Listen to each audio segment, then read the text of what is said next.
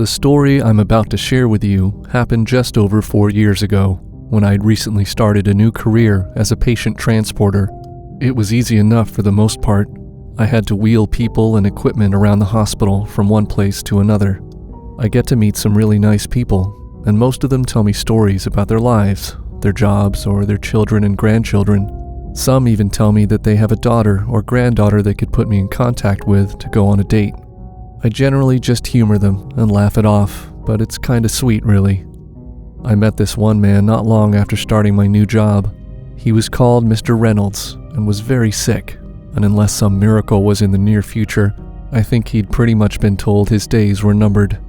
I would take him back and forth to various wards and departments within the hospital for scans and x-rays, etc., and I got to know him relatively well. He would tell me stories about his family and his late wife and how they bought their first house together. This one night, I was working the night shift, and I got held up at home, so was late coming into work.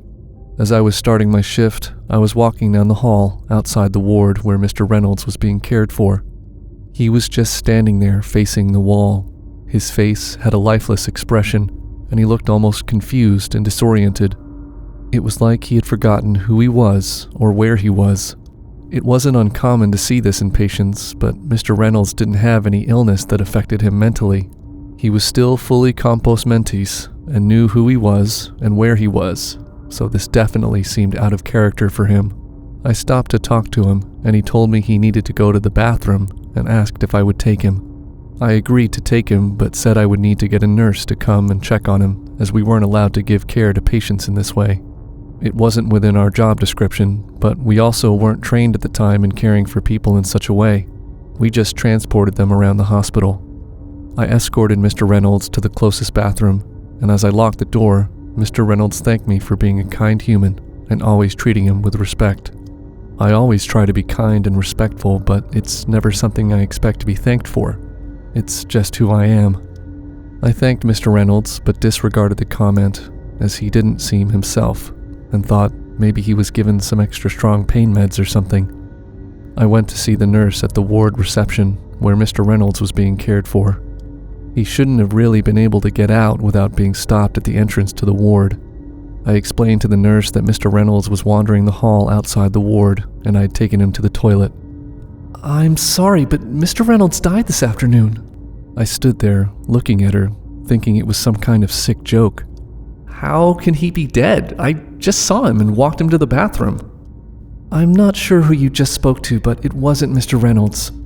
The nurse and I walked to the bathroom where I'd left Mr. Reynolds, or whoever it was, and the door was locked.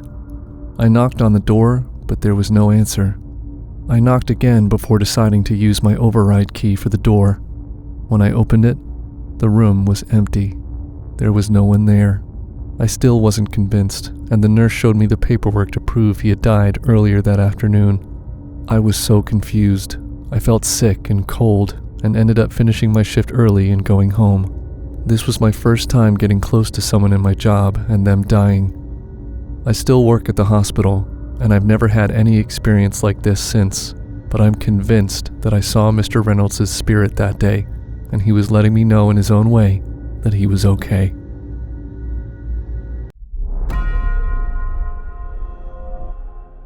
When I was 9 years old, I had to stay in hospital for a couple of nights with suspected appendicitis. There was this girl who I'll call Amanda for the purpose of this story. Amanda was a year or two younger than me and occupied the bed next to mine. She was a bit weird and didn't really talk to any of the other children other than repeating what people said. If there were cartoons on the television, then she would repeat the characters. If there was a doctor talking to a parent, then she would repeat both sides of the conversation. If there were kids laughing and playing, she would repeat what they were saying.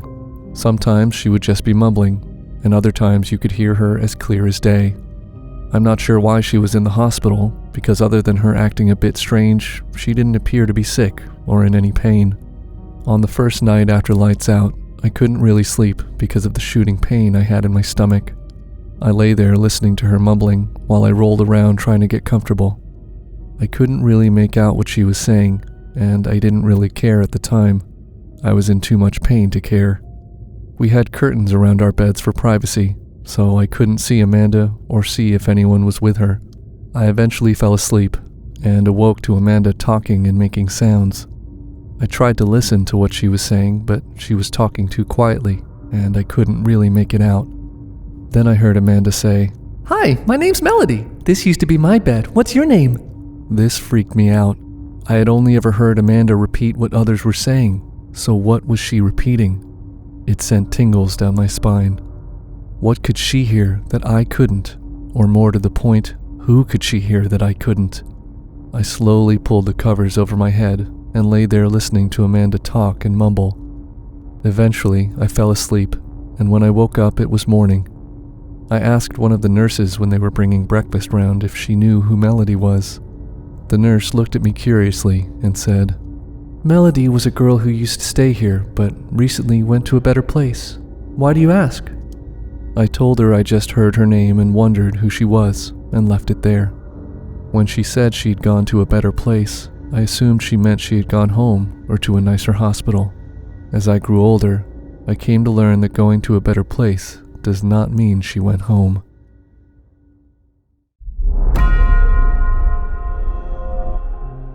My friend Francisco was in a car crash not too long ago, which left him with some serious life-changing injuries. He was driving down a one-way street when another car ran a red light at the crossroads, crashing into the side of him. Francisco wasn't from the United States, and being his best friend, I was listed as his emergency contact. I received a call to say Francisco had been in an accident and had been admitted to hospital. I did what any good friend would do and went straight to the hospital to make sure he was okay. No one really told me anything about what had happened or his condition, so I was thinking the worst case scenario. I'm thinking that he was dead, and they wanted me to identify the body. When I arrived, they told me he was in surgery, but would be okay overall, but that I would need to wait to see him. I felt a sigh of relief come over me. This guy is like a brother to me. While I was waiting for Francisco to come out of surgery, I saw 2 plainclothed police officers come into the waiting area and ask for my friend. I didn't know at the time what had happened, but I thought if I kept quiet, they might talk about it, and I could eavesdrop to give me an indication of what happened. I overheard them saying that my friend had saved some woman's life, which confused me all the more as I didn't really understand the context. Francisco eventually came out of surgery, and I was allowed to see him.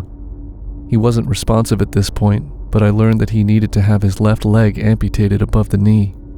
Francisco was the type of guy who would run obstacle courses like Tough Mudder and marathons, so I knew this was going to be a hard hit for him. I sat with Francisco all night until he eventually woke up and learned of his amputation. He didn't really say much. He didn't even cry. I suppose on one hand you've lost a leg, but on the other you're still alive. He was pretty messed up and had cuts all over his face, so was probably still in shock from the whole experience. The 2 police officers that were in the waiting room came in to see him and told him he was a hero. The man who had crashed into him had died due to his injuries. Apparently he wasn't wearing a seatbelt and was thrown from the car on impact and was dead by the time the paramedics arrived. Me and Francisco looked at each other confused. "So, how does this make me a hero?" The man who crashed into Francisco had his wife tied up in the trunk of the car. She had minor injuries, but was going to be okay. The man who died had accused her of cheating and had allegedly told her that he was going to drive her to her death. He was heading in the same direction of some local mountainous roads, which were famous for their dangerous hairpin turns and steep edges. Francisco getting in the way at that exact moment likely saved her life. Francisco had to give a statement as to what happened, and thankfully he had a dash cam showing he wasn't at fault for the crash, so no charges were brought to him. Although Francisco lost his leg, he doesn't regret what happened because he keeps in mind that he lost his leg so someone else could keep their life. If you enjoyed the video, please consider subscribing.